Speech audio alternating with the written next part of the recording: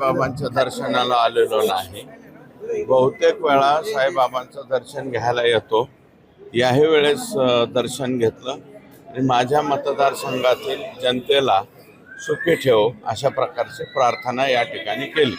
ज्या प्रकारे जनता सध्या त्रासलेली आहे, बाबांकडे काय प्रार्थना केली की सध्या घडामोडी घडल्या?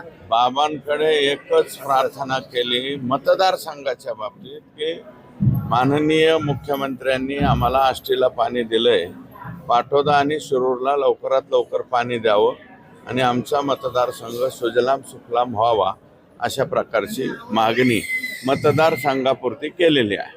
देखील आज एक दुर्दैवी घटना समोर आलेली आहे। एका राखेच्या टिप्परने सरपंचाला उडवलेलं आहे आणि रात्री 9:20 ही घटना घडलेली आहे।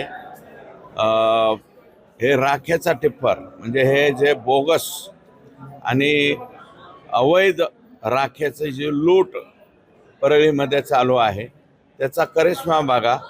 मला वाटतं सौंदाणा गावचे सरपंच दलित सरपंच आहे, त्या सरपंचाचा जागेवर खात्मा केला गेलाय।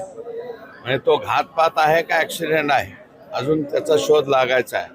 परंतु तुम्ही बघा एवढं भयानक स्वरूपामध्ये परळीची चर्चा महाराष्ट्रात चालू असून सुद्धा यांचे राखेचे टिप्पर बंद नाहीत। आजही राखेचे टिप्पर चालू आहे, अवैध वाहतूक चालू आहे आणि ह्याला परळीची पोलीस आणि परळीचे थर्मल पॉवरचे अधिकारी कर्मचारी याला जबाबदार आहे। ऊसतोडणी कामगारांचे देखील समोर आले शेतकऱ्यांबरोबर नाही ऊस तोडणे नाही, ते हार्वेस्टर मशीन द्यायचे होते। मशीन द्यायचे होते 141।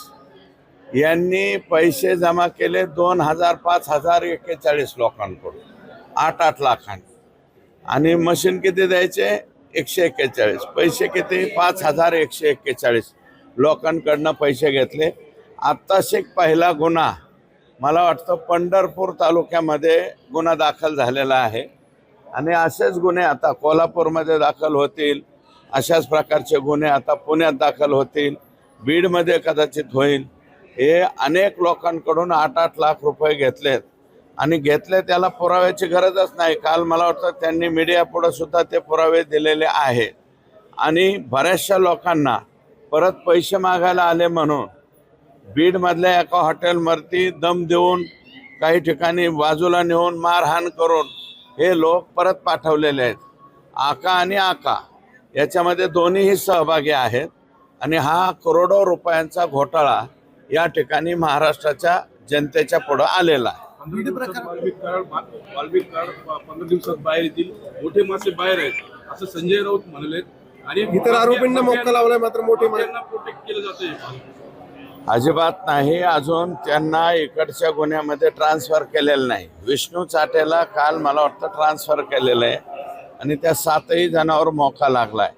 आमची सुद्धा अपेक्षा अशी आहे की आका सुद्धा त्याच्यामध्ये यावा आणि मोका त्याच्यावरती लागला पाहिजे। देशमुख आणि सूर्यवंशी कुटुंबाला कधी न्याय मिळणार असं सुप्रिया सुळे नाही, आमच्या हे बघा संतोष देशमुखांच्या बाबतीमध्ये 10 लाख रुपयाची जी मदत जाहीर झाली होती ती मदत शासनाने दिलेली आहे आणि जे माननीय मुख्यमंत्री आत्तापर्यंत कोणाच्या या प्रकरणामध्ये म्हणालेले आहेत ते त्या प्रत्येक गोष्ट हे मुख्यमंत्र्यांनी केलेली आहे आणि आम्ही संतोषला शेवटपर्यंत न्याय मिळण्याच्या दृष्टीने प्रयत्न करू। राज्याचे मुख्यमंत्री गृहमंत्री हे पॉझिटिव्ह आहेत आणि त्या दिशेने वाटचाल चाललेली आहे आणि जे सोमवंशीच्या बाबतीमध्ये काही कुटुंबियांचं त्यांचे विजय वाकोडे बाबा यांच्या बाबतीतला काही निर्णय झाला, अर्धा झाला अर्धा होईल आणि त्यांच्या मुलाला धाकट्या मुलाला नोकरी लावण्याचा निर्णय झाला आहे आणि सोमवंशीच्या बाबतीत सुद्धा अजितदादांनी शब्द दिलेला आहे की त्यांच्या मुलाला नोकरी लावावी आणि संतोष देशमुखच्या सौभाग्यवती यांच्या बाबतीमध्ये मीच विनंती केली आणि मुख्यमंत्र्यांनी ती मान्य केली। त्यांच्या संतोष देशमुखांच्या पत्नीला सुद्धा सरकारी नोकरीमध्ये सामावून घेण्यात येईल। बीड जिल्ह्यातले नेते जे आहेत मोर्चात सहभागी होत आहेत किंवा या घटनेचा निषेध करतायत, मोर्चे काढतायत, अशांना संरक्षण देण्याची मागणी होती. शरद पवारांनी देखील केली होती. काय वाटतं तुम्हाला? नाही त्याच्या आम्हाला काही मला स्वतः व्यक्तिगत गरज भासत नाही, परंतु त्यांनी जे सांगितलं ते काळजीपोटी सांगितलं एवढंच मी म्हणेन. आम्हाला वैयक्तिक जर मला पोलीस संरक्षणाची गरज नाही. जनता हेच माझं सर्वस्व हे आहे. आणि जर कोणाला आमचं काही बरं वाईट करायचं असेल तर ते कोणत्याही माध्यमातून करू शकतात. संतोष देशमुखला इतक्या ब्रुटल पद्धतीने ते मारू शकतात, इतक्या अमानवी पद्धतीने मारू शकतात, तर ते कोणालाही मारू शकतात.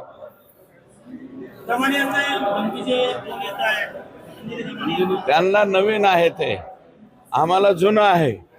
धमकीचे फोन येणार, ह्याच्यात दम आहे का त्याच्यात दम आहे का म्हणणार, आणि अर्ध्या तासांनी पोरांना जर उलटे फोन करायला लागले की अर्ध्या तासात लगेच पाया पडून बी मोकळे होते. मग सरकारने इतका दम असतो त्यांच्यात. त्याच्यामुळं अंजलीताईंनी घाबरण्याचं कारण नाही. ज्यांचा कोणाचा फोन येईल त्यांच्यावरती तुम्ही कंप्लेंट लॉन्च करा असं माझं मत आहे. तुम्ही म्हणताय त्याप्रमाणे ते अगदी नगण्य असतात, अगदी नगण्य. मित्र पक्षामुळे भाजप बदनाम होतो. मी एवढ्या उंचीचा नाही या तुमच्या प्रश्नावरती उत्तर द्यायला. मला असं वाटतं हा प्रश्न तुम्ही आमच्या वरिष्ठांना विचारा. तुम्ही म्हणताय त्याप्रमाणे बीडमध्ये जर सगळं असं वातावरण असेल, सरकारने काय पावलं उचलली पाहिजे असं तुम्हाला वाटतं? सरकारने पावलं म्हणजे हे जे गुंडगिरी आहे, हे वाळू माफिया, त्याच्या राख माफिया, ते जे काय आमचं तिथलं राखेतलं स्क्रॅपचं, त्याच्यानंतर गुटखा माफिया आमच्या जिल्ह्यामध्ये बऱ्यापैकी आहे. हे जेवढे माफिया आहेत या सर्व माफियांच्या वरती मोका अंतर्गत कारवाई करणं हाच या प्रश्नाचं उत्तर आहे.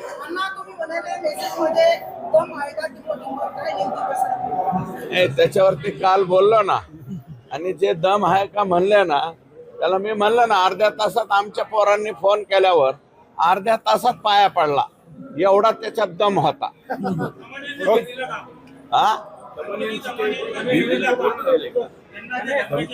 अंजली ताईंना जे धमक्याचे फोन येत आहेत, माझी दमानिया ताईंना विनंती आहे की त्यांच्या विरोधात कंप्लेंट लॉन्च करावी आणि ते नंबर सुद्धा त्यांनी प्रसिद्ध करावे. आणि त्यांना 2-4 जणांना उलटा प्रश्न विचारा, या अर्ध्या तासामध्ये त्यांचा दम संपतो. एबीपी माझा, उघडा डोळे बघा नीट.